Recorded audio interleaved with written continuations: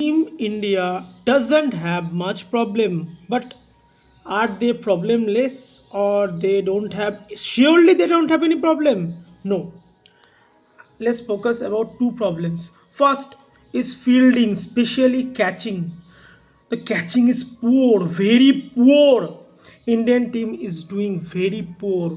Indian team has dropped nine catches, maybe 9 or 10 catches, second most after Ireland. This is bad. And এটা চলছে Asia cup থেকে। Asia কাপেও প্রচুর catch miss করছে, প্রচুর catch miss করছে, এবং এই টুর্নামেন্টেও সেটা জারি রেখেছে। এবং ইম্পর্টেন্ট ম্যাচ, একটা ক্রাঞ্চ ম্যাচ, ক্লাচ ম্যাচ চলছে, খুব ক্লোজ এনকাউন্টার, এখনও পর্যন্ত কোনো ক্লোজ এনকাউন্টার ফেস করেনি, সবকটা এক পেশে জিতেছে, একদম কোনো ফালতু সব ম্যাচে। কিন্তু সুপার এইটে ক্লোজ এনকাউন্টার হবে, ফাইনাল সেমিফাইনাল ক্লোজ এনকাউন্টার হয়তো উচিত। 5টা ম্যাচ যদি ফাইনাল পর্যন্ত যায়, 5টা ম্যাচ খেলবে, এই 5টা ম্যাচে যদি কোনো ক্লোজ এনকাউন্টার হয়, সেখানে যদি ইন্ডিয়াকে এরকম ক্যাচ মিস করে, তাহলে তো শেষ, ক্যাচ মিস ম্যাচ মিস। তো ইন্ডিয়াকে এই জিনিসটা ফোকাস রাখা উচিত। 1 নম্বর এটা গেল catch. Second, strike rotation against spinners, middle ওভার্সে ইন্ডিয়া প্রথম ম্যাচ থেকে স্ট্রাগল করছে।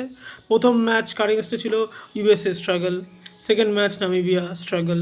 Third match Pakistan, struggle. Fourth match নেদারল্যান্ডের এগেনস্টেও হালকা স্ট্রাগল। হালকা কি স্ট্রাগল করেছে তিলক ভার্মা, সূর্যকুমার যাদব। স্ট্রাইক রোটেশন হচ্ছে না, একদম হচ্ছে না স্ট্রাইক রোটেশন। সো এই জিনিসগুলো ইন্ডিয়াকে ফোকাসে রাখা উচিত, যে স্ট্রাইক রোটেশন করতে হবে, এবং শুধু ছয় ছাড় মারলেই চলবে না। এগুলা ফোকাস রেখে আশা করছি ইন্ডিয়া এগুলো চেঞ্জ করে নেক্সট রাউন্ডে যাবে। তো এই দুটো প্রবলেম আমার কাছে মনে হয়েছে, আমি এই দুটো অ্যাড্রেস করলাম।